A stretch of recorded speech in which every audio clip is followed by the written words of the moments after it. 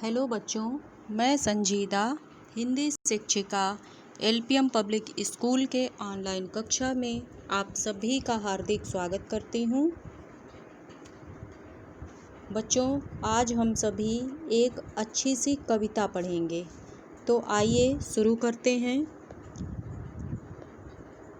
प्रस्तुत कविता हमारी पाठ्य पुस्तक परिवेश कक्षा 4 के लालची बंदर नामक पाठ से लिया गया है।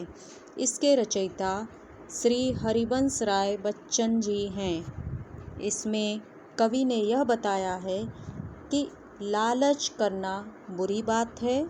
बिना सोचे समझे काम करने से और लालच करने वाले को सदैव हानि उठानी पड़ती है।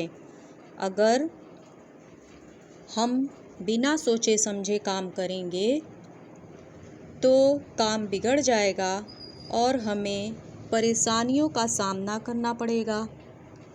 इसलिए हमें किसी भी काम को सोच समझकर करना चाहिए और कभी भी लालच नहीं करना चाहिए। आइए अब हम इस कविता को पूरे आरोह अवरोह और लय के साथ गाते हैं। एक समय की बात बताऊं, कई दिनों का भूखा बंदर, खाने को कुछ पा जाने को घूम रहा था इधर उधर। दिया दिखाई उसको सूने, घर में रखा एक घड़ा, और घड़ा भी भुने हुए कुरमुरे चनों से भरा पड़ा। दोनों हाथ साथ बंदर ने फौरन दिए घड़े में डाल।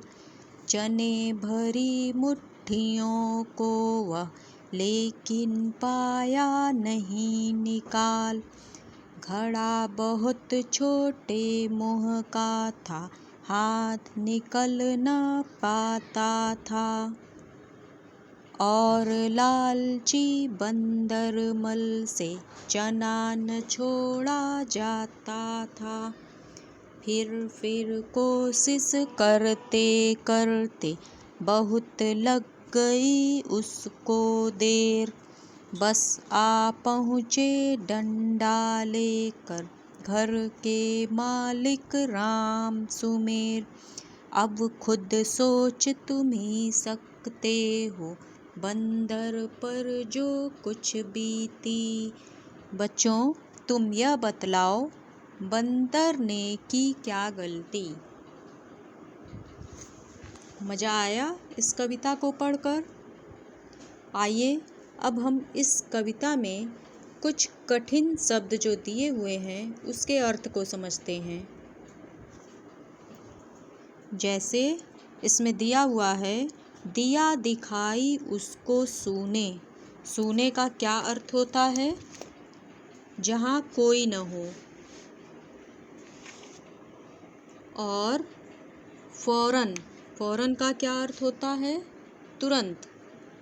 अगर कभी शेर आपके सामने आ जाए तो क्या आप धीरे धीरे भागेंगे? नहीं, आप वहाँ से तुरंत भागेंगे, फौरन भागेंगे। मुट्ठियों, मुट्ठियों का क्या अर्थ होता है? बंधी हुई हथेलियाँ। जब आप अपने दोनों हाथों में कुछ लिए होते हैं और मुट्ठी को बंद करते हैं तो यही बंधी हुई हथेलियाँ मुट्ठी कहलाती हैं। लालची का क्या अर्थ होता है? जिसे लालच हो, जो लालच करता हो वही लालची कहलाता है। कोशिश का क्या अर्थ होता है? प्रयास। जैसे हमें लगातार आगे बढ़ते रहने का प्रयास करना चाहिए। मालिक का क्या अर्थ होता है? स्वामी। खुद का क्या अर्थ होता है? स्वयं। गलती का क्या अर्थ होता है? भूल। तो आइए बच्चों, अब हम इस कविता के अर्थ को समझते हैं। एक समय की बात बताऊं, कई दिनों का भूखा बंदर खाने को कुछ पा जाने को घूम रहा था इधर उधर।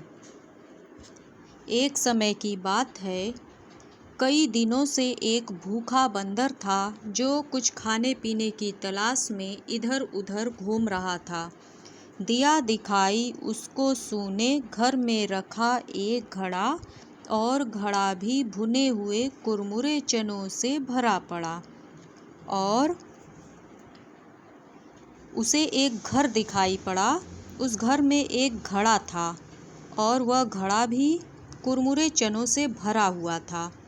उसको घर कैसा दिखाई पड़ा? सूना घर। सूना का क्या अर्थ होता है?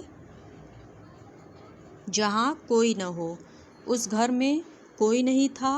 वह बंदर उस घर में गया और वहाँ पर जब उसने एक घड़ा देखा तो उसमें कुरमुरे चने भरे हुए थे। तो बंदर ने क्या किया? दोनों हाथ साथ बंदर ने फौरन दिए घड़े में डाल। बंदर ने अपने दोनों हाथों को तुरंत घड़े में डाल दिया। चने भरी मुट्ठियों को वह लेकिन पाया नहीं निकाल, और अपने हाथों में उसने चने को भर लिया। और जब मुट्ठियाँ भर गईं तब उसके दोनों हाथ घड़े से बाहर नहीं निकल पा रहे थे। घड़ा बहुत छोटे मुंह का था, हाथ निकल न पाता था, और लालची बंदर मल से चना न छोड़ा जाता था। घड़े का मुंह बहुत ही छोटा था, इसलिए उसके दोनों हाथ उसमें से निकल नहीं पा रहे थे, और बंदर इतना लालची था कि उससे चना भी छोड़ा नहीं जाता था। फिर कोशिश करते करते बहुत लग गई उसको देर। फिर भी उसने बहुत कोशिश की कि हाथ को बाहर निकाले, लेकिन उसका हाथ घड़े से बाहर नहीं निकल पा रहा था। बस आ पहुँचे डंडा लेकर घर के मालिक राम सुमेर, और उस घर के मालिक का नाम था राम सुमेर।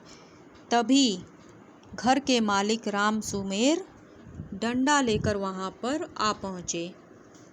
अब खुद सोच तुम ही सकते हो बंदर पर जो कुछ बीती।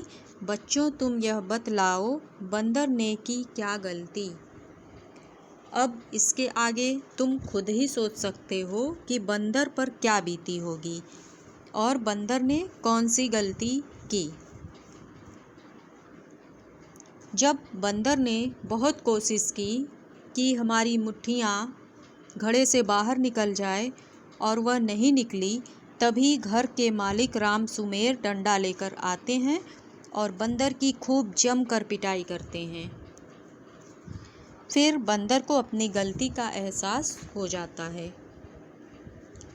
तो बच्चों, आप सभी को इस कविता का अर्थ समझ में आ गया होगा, और आप सब इसे अपनी HW की कॉपी में लिखें। सबसे पहले इस कविता को लिखिए और संदर्भ, प्रसंग और व्याख्या जो भी मैंने अभी बताया उसे भी आप लिखें, और इस कविता को लिखकर अच्छे से याद कर लें। इस पाठ का यही उद्देश्य था कि हमें लालच नहीं करना चाहिए और हर काम को सोच समझकर करना चाहिए। अगर हम लालच करेंगे तो हमें बहुत ही हानि होगी, और अगर हम किसी भी काम को सोच समझकर नहीं करेंगे तो परेशानी में पड़ सकते हैं। इसलिए हमें हर काम को करने से पहले सोच विचार कर लेना चाहिए। तो बच्चों, आशा करती हूँ कि आप सभी को ये कविता अच्छे से समझ में आ गई होगी।